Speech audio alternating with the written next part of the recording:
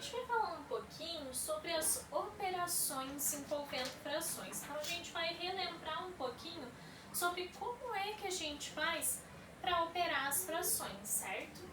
Então, começando, primeiro, antes de mais nada, eu mando um material de apoio para vocês e eu tento preparar ele o mais claro possível, ou seja, ele vai ter explicação, vai ter exemplo, certo? Eu sempre tento trazer nesse formato, que é para, caso você realmente não tenha meio de acessar, você consiga, lendo o material, tentar entender como é que se faz, certo? Então, no material de vocês vai estar bem explicadinho sobre a soma e a subtração de frações. Mas eu vou fazer o vídeo para ajudar ainda mais. Então, assim, quando a gente está falando de soma e subtração de fração, eu tenho dois modelos. O primeiro, quando os denominadores são iguais, e o outro para quando os denominadores são diferentes. Então, a gente vai primeiro ver quando os denominadores são iguais. Então, vamos supor que eu tenha 1/3 mais 2/3. Então, como que eu vou resolver essa continha? Ou, se eu tivesse 5/8 menos 3/8, como eu faria para resolver isso? Quando os denominadores são iguais, é o caso mais simples, certo? Por quê? Porque quando os denominadores são iguais, a gente só repete o denominador, que é 3, e opera os numeradores, ou seja, ficaria 1 mais 2. E 1 mais 2 é 3. Então, ficaria 3/3. E, indo além, o que é uma fração? Uma fração não é uma divisão? Se a fração é uma divisão, quanto que é 3 divididos por 3? Não é 1?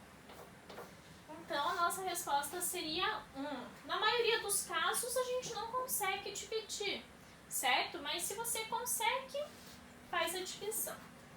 E aqui é o mesmo caso. Verifiquei que os denominadores são iguais. Eu repito o denominador e opero os numeradores. Então, assim, 5 menos 3, 2. 2/8. Só que, neste caso, eu verifico que 2 é par, 8 é par. Ou seja, eu consigo simplificar essa fração. E quando a gente está falando de fração, a gente tem que lembrar muito bem da simplificação de fração, porque a gente sempre vai estar usando ela, certo? Então, o que é simplificar uma fração? É reescrever ela de uma maneira mais simples, certo? Então, assim, como eu sei que eu consigo dividir em cima e embaixo por 2, 2 divididos por 2, 1. E 8 divididos por 2, 4. Então, agora eu tenho no numerador o número 1, no denominador o número 4. E eu chequei na forma irredutível da fração, que é aquela forma em que eu não consigo simplificar mais. Ou seja, eu chequei no fim da simplificação dessa fração. Então, assim, a gente tem que lembrar muito bem de como a gente simplifica, certo?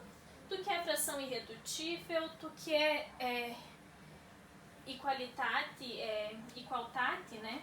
Entre frações, equivalência entre frações, para a gente entender bem essa parte. Então, eu vou, antes de continuar com a explicação, eu vou só dar uma pincelada nesses assuntos, tá? Que são bem importantes.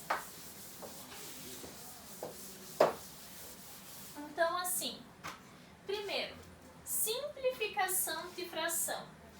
Eu tenho uma fração aqui, 24/140.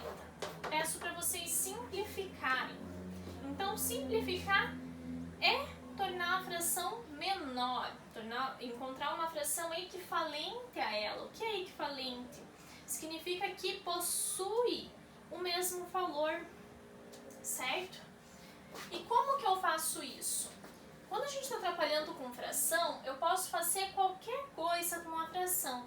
Eu posso multiplicar, eu posso dividir, só que não é bem assim de qualquer jeito. Se eu quero simplificar, eu quero deixar menor, então eu tenho que dividir, certo?